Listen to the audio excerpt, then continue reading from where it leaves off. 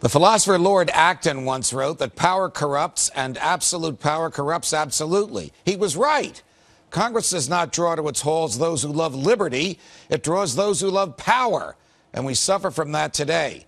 Over 200 years of stretching the plain meaning of the words in the Constitution, we now have a Congress that thinks it can write any law, regulate any human activity, and tax any event, no matter what the Constitution says. These same lawmakers are also responsible for the creation of class warfare, the mere perception that the rich are somehow responsible for our ills, when all along it's the lawmakers themselves that are to blame for today's financial problems. So who poses the greater threat to liberty, lawmakers or America's financial elite? Joining me now, the iconoclastic, always saying what he thinks, Professor Walter Williams, economics professor at George Mason University. Professor Williams, welcome back to Freedom Watch. Good afternoon. What will it take for the Congress to recognize that they wrote the laws that induced the bankers to do the things that resulted in the meltdown from which we're all suffering now? Laws that they think they can now rewrite to regulate more human behavior rather than to liberate it. Well, I think the American people let them get away with that kind of stuff. That is, the American people don't understand the Constitution. And then, as I said in this column, who really poses the greatest threat? That is, what the leftists in our country and what the media in our country and politicians do. They get the American people concerned about the rich doing this, the rich doing that, tax cuts for the rich. But I tell people, and I gave the example in the column, I said Bill Gates is the richest person in the world, and what can Bill Gates make you do? That is, can he make you send your kid to a school that you don't want to go to, that you don't want him to go to? Can he deprive you of the right to braid hair in your house as a business? Can he make you buy health care that you might not want or might not need? That is. I mean, who has employed more people, Bill Gates or the Congress? Maybe that's an unfair question because the Congress uses our tax dollars with which to employ people, but I mean, it is rich people who invest their money, so the banks have money to lend and businesses have money to get started. Right. It is rich people who employ people. It's not poor people that do it. And that's right. And moreover, if the rich people or if corporations do have power over us, when they do get power over us, how do they get it? They must get permission to rip us off from our elected representatives.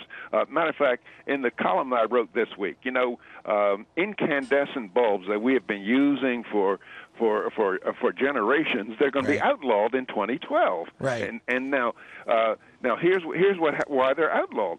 General Electric, they want to sell those wiggly bulbs, those stupid bulbs, CFLs, but we don't want to buy it. So how do they force us to buy it? Well, they go and spend lobby money. They go to congressmen and tell Congress, look, the incandescent bulbs are threatening the planet.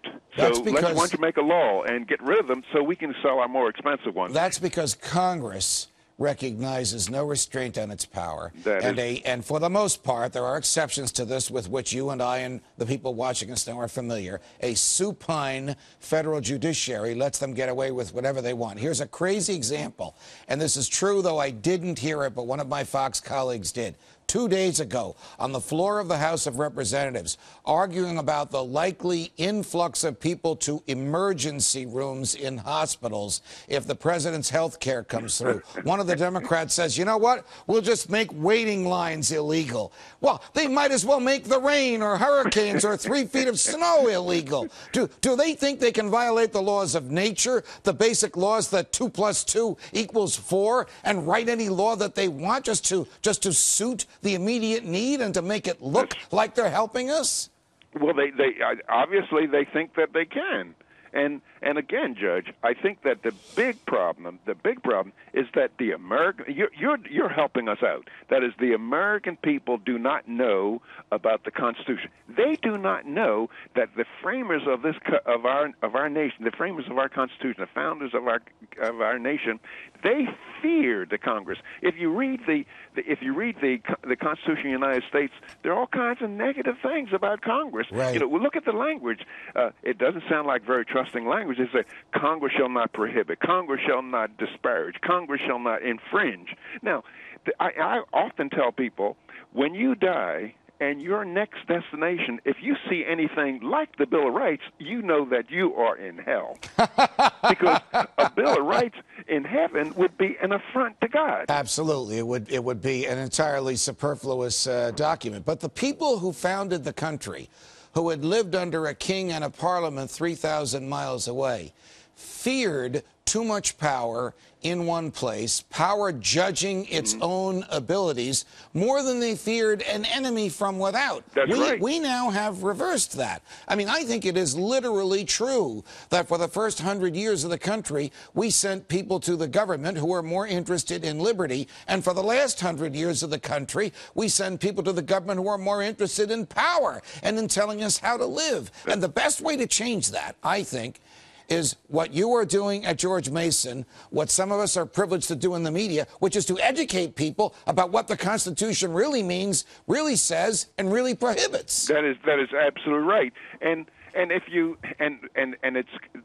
the feelings and the words of the founders are absolutely clear. As I suggested one time before, read Madison's Federalist Paper 45. He explains what the Congress is, what the Constitution allows. He says the powers that we've delegated to the federal government are few and well-defined and restricted mostly to external affairs. Before I let you go, have the census takers knocked on your door yet? Have you had to invoke your Miranda rights yet? No, I haven't, but I have that envelope, and it says on the front of it, you are obliged, or something like to the effect, you are obliged by law to fill this out. Well, I'm out of town right now, but I'll be home tomorrow, and I'm going to send it with a little note. And the little note it will be, I have a right to remain silent. That's the law of the land. That's right. Professor Williams, it's always a pleasure. Travel safely, and thanks for joining us. Okay, goodbye. Bye-bye. You can catch today's show on foxnews.com/Freedom Watch and on Sirius 145 XM 168 or online at foxnewstalk.com at 6 p.m. Eastern on Saturdays. From New York, defending freedom. Until the next time, stay free, America.